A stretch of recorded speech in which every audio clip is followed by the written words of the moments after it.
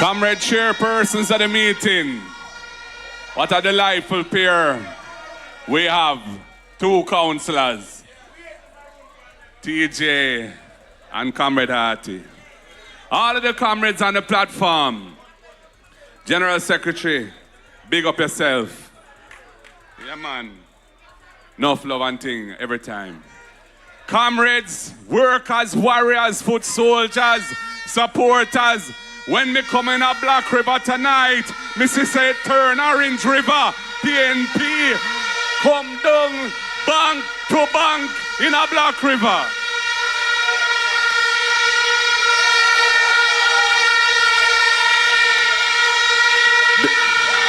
Oh, what a energy.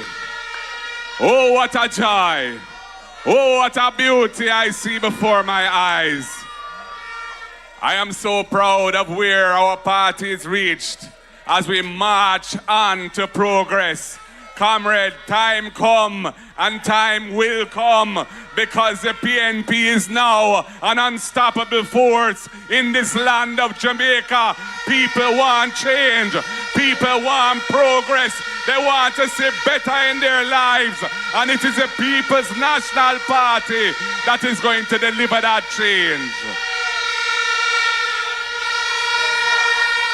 Comrades and friends, we have before us tonight the four candidates for the four constituencies here in St. Elizabeth. We have assembled a wonderful team to represent the people of St. Elizabeth in Garden House in Parliament. Starting in the north, in the northeast, we have a wonderful attorney at law, a brilliant woman, a woman who can talk for you, a woman who has plans for you. I say, hail up Zulika Jess. When I move over to Northwest, we have a principal of a school, a horticultural lady of the soil, Patricia Scarlett. She's already acting like the MP, and the people up there want to see change. When I look down in the south to southeast, we have brought in a man of experience, one of the top mayors in the country, a man who knows how to run things properly, a man who can get things done. Them say, Scotty, make you happy. I know he will make you happy. Norman Scott. And of course, Black River. Down south here in Southwest, we have a true champion, a warrior for the people. She not sell you out. She not fleece your pocket. She's not gonna rip you off. She's gonna serve you well. She's gonna represent you well. She's gonna stand up for your rights and stand up for your best interests. Miranda Wellington. Comrades, it is now in your hands to make the change that you want to see. I have every confidence that you will do so. That's in election day, on election day, you will make sure you act in your best interest, in the best interest of your family, in the best interest of your community and of your parish and of Jamaica, and bring home these four wonderful comrades to represent you, to walk up Duke Street with me and sit down in the Parliament beside me, where we will be forming the next government of Jamaica. And comrades, we're not seeking power for power's sake. Power will never drunk me, come in a rundown power. Power is a tool to uplift the people of this country, and it must be in the hands of somebody who can be trusted to use it responsibly, not to abuse your rights, not to rip off the people.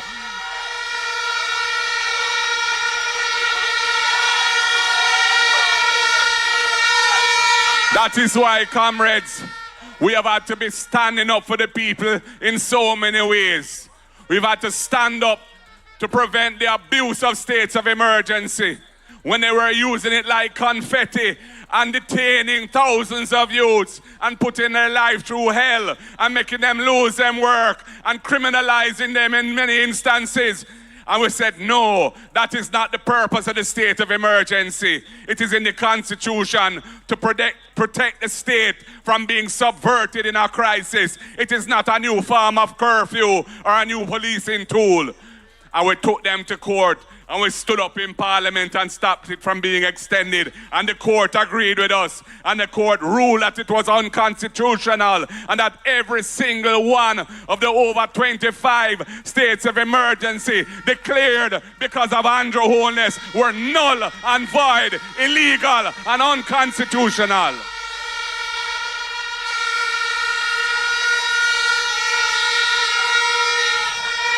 And comrades, as the General Secretary has said, as Minister of Justice, I saw the ganja issue as a human rights issue and as an economic rights issue. A human rights issue, because from I was a youth, I know and I have seen so many youths hauled and pulled by police because them have a little jar of weed, or a little spliff in them hand, or in them jar corner, or a Rasta man of him chalice, or him chillum pipe, and him must say yes to Jah and praise ye Jah. And the police want to lock him up for that. And I said no. And when them kill Mario Dean in jail over a spliff tail, I said it has to stop. And we brought legislation and we decriminalized the personal use of ganja. And the policeman can't do that to you again. And the economic rights was the other part of it. Because we say ganja should be uplifting the people. The small farmers who build the industry and help to build the brand of Jamaica around ganja, which is our internationally respected brand. And so we created a regime for medicinal and therapeutic ganja with the man, the little small man, the little small farmer, very much in the center of our consciousness. And then we lose the 2016 election and the Labour Right took it over. And they don't believe in it and they don't understand it. And the thing has been a complete waste of an opportunity. But when the next People's National Party government is formed, it will be a new day for ganja farmers in Jamaica, because we intend to complete our mission of liberation and upliftment and using ganja for the benefit of the whole world.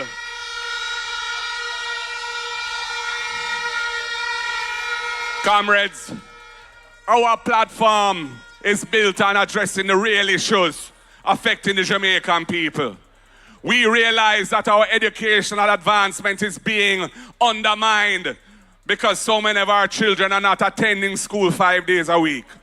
They're not attending school because their parents struggle with the lunch money or their parents struggle with the cost of transportation. And that is why we have the ease and we have the rise. The ease is to say every needy child in school in Jamaica will get the benefit of a hot, nutritious meal every day under the People's National Party government.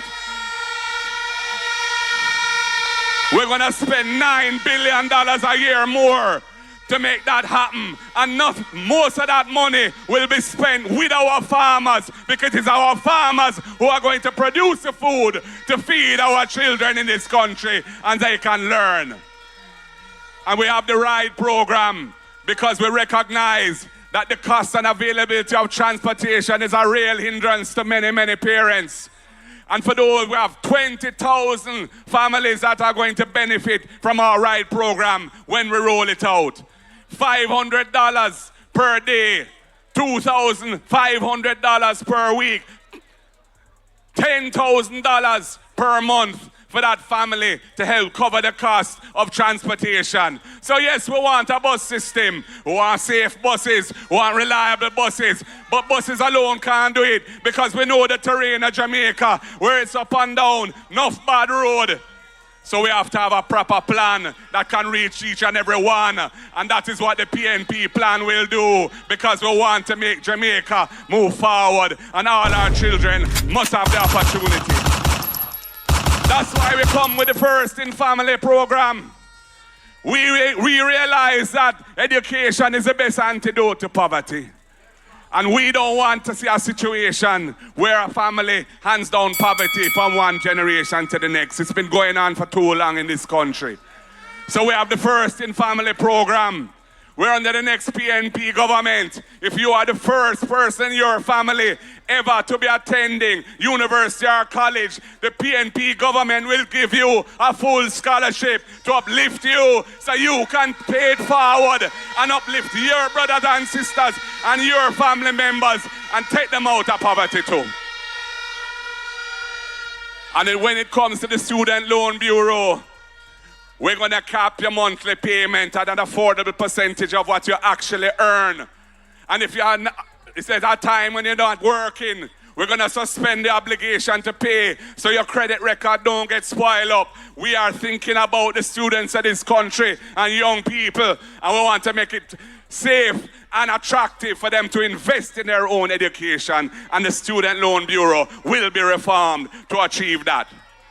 When it comes to housing, Floyd Morris tell you about our plans. We intend to build 50,000 houses in 5 years, affordable houses, using public lands that are not suitable for agriculture. At least 500 houses in every constituency. And when we build those houses, we're going to make sure they come to you at an affordable price, because we're not going to charge you no money for the land value at all. So when you buy the house, you're getting a value in above what you're paying of $2 to $3 or even $4 million. That is what the PNP government will do to uplift the people of this country in housing.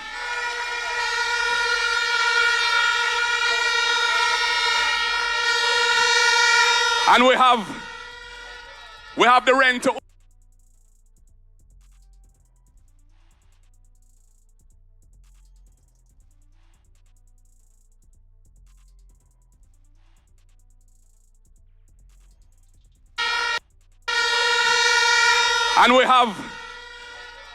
the rent to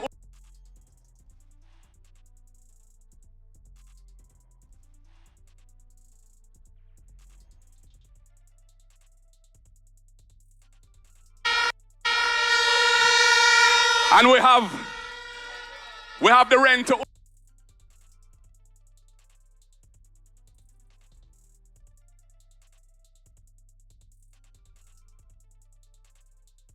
own scheme.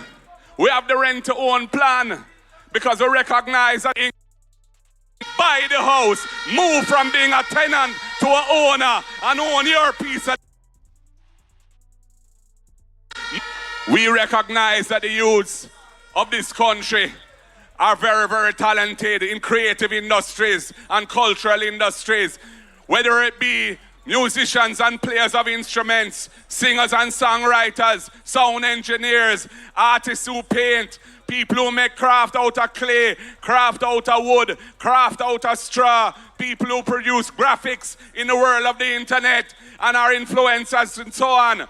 We are establishing a fund for them, $1 billion, and we're going to top it up every year so that we can push the creative industries and push the cultural economy and transition Jamaica from being dependent on where we are now to a better life where our people can flourish in so many areas of economic activity.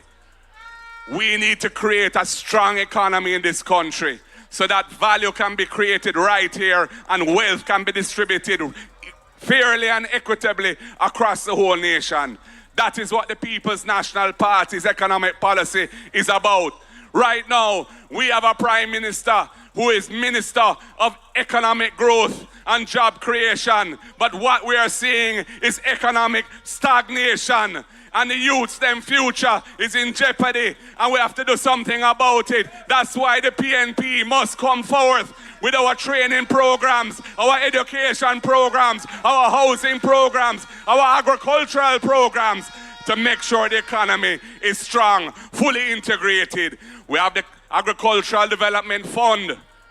We want to take a portion of the tax that is earned now from imported food, put that into a fund for the farmers and the fishermen so that they can get the benefit of those resources, whether it be through the PC banks, whether it be farm roads, storage facilities, whether it be irrigation systems for water and water harvesting, whether it be proper netting for the fishermen and their boat engines, all of these things, this is what that fund will be for. We want to liberate our farmers so they can produce. We're in the era of climate crisis. We're in the era of food insecurity. 55% of Jamaican people, that is 55 out of 100, are suffering from moderate to severe food insecurity. What that mean? They're not getting the right food. They're not getting enough food. That's why we have so much diabetes, which is sugar, so much hypertension, which is pressure, so much stroke and those things. We must feed our people nutritious food. We must empower our farmers to produce,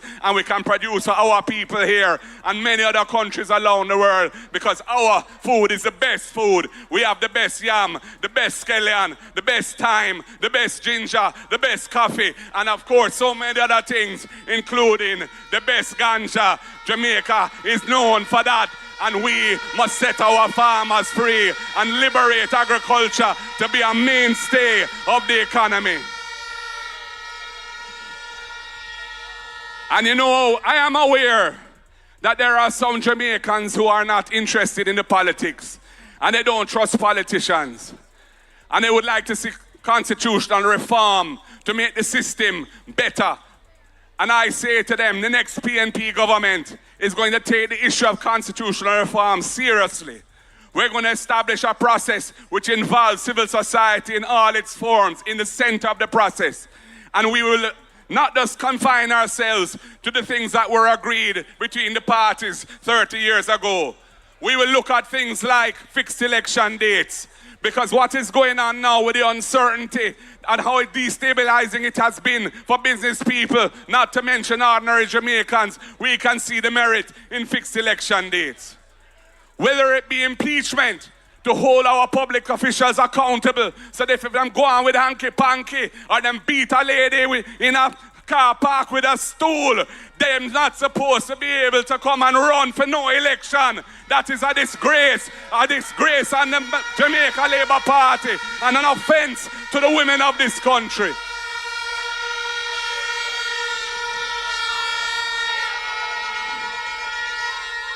We will look at a myriad of things when it comes to reform. Even the gag clause in the Integrity Commission Act, we are prepared to look at modifying that so it's a better balance between protecting reputations and ensuring transparency in public life.